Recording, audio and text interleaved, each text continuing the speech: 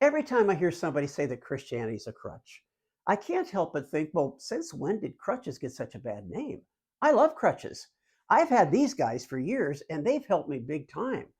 15 years ago, when I had to have one of my hips replaced, they made it possible for me to get around. And last year, when I had to have some bones fused in a foot, they were there for me and they helped me to walk. So I don't want to hear anyone saying anything bad about these boys. They're my friends. See, a crutch is really anything that makes up for a deficiency. And we use crutches all the time.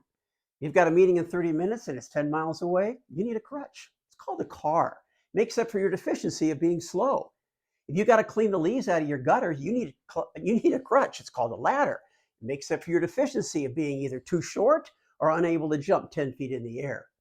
Hospitals are filled with people that have deficiencies. They can't fix themselves. So they use crutches and they're called doctors and they're called nurses, medical procedures, and medical personnel.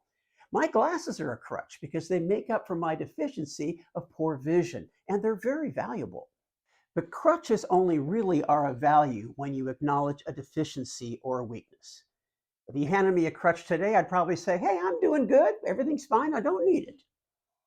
See, some think that by saying that they need God is a sign of weakness. That's why they call it a crutch, because they want to think of themselves and they want everybody else to think of them as having it all together. I mean, they're smart, they're cool, they're together, they're capable of navigating their life on their own. And in many ways, that's true. Humans are really very, very off the charts capable. But humanity has its limitations because it was never designed to be able to operate and function the way it should without God. You never call food a crutch, although in many ways it really is. You don't do that because the sustaining of life requires it. It's all part of the design. I live here in Florida where we have hurricanes, and it's not a question of if, it's only a question of when. So every year during hurricane season, which runs from the 1st of June through the 1st of November, there's lots of talk about hurricane prep on television and radio and newspapers and online. And well, a few people take it seriously. In all reality, most don't because they think they're fine. In fact, it gets kind of annoying. Can we get on with, the regular programming? But when a hurricane's about to hit or hits, it's a totally different story. Everyone suddenly takes it seriously because they realize that they are dealing with a power that is bigger than themselves and out of their control. Well, most people love to live in the illusion that they're doing just fine and have it all together. In reality, they know it's not true. Life is this huge challenge because there are so many things that are beyond our control and it leaves us reeling. The weight of relational breakdowns, economic downturns, health issues, sense of hopelessness, loss and meaning and purpose, and all this takes its toll. So we find ourselves grabbing for some crutches, something that'll hold us up.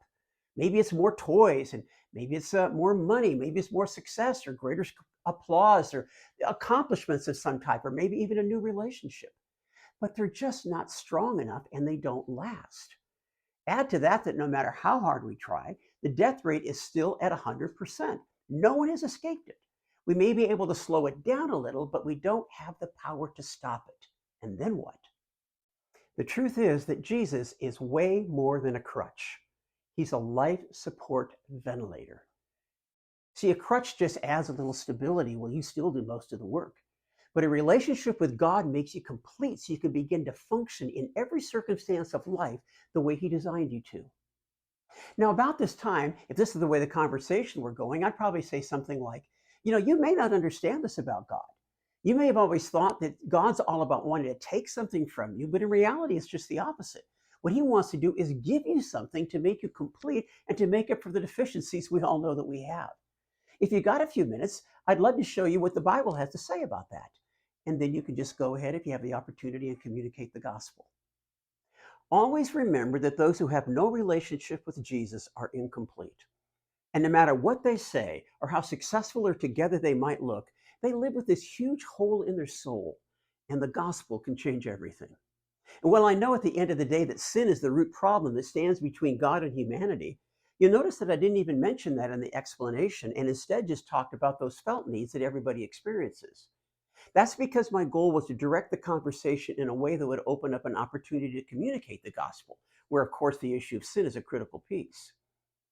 Remember, like we say time and time again, it's the gospel alone, not our cleverness or our great answers, that is the power of God for salvation to everyone who believes, because it is the only message that can change a life today, tomorrow, and forever.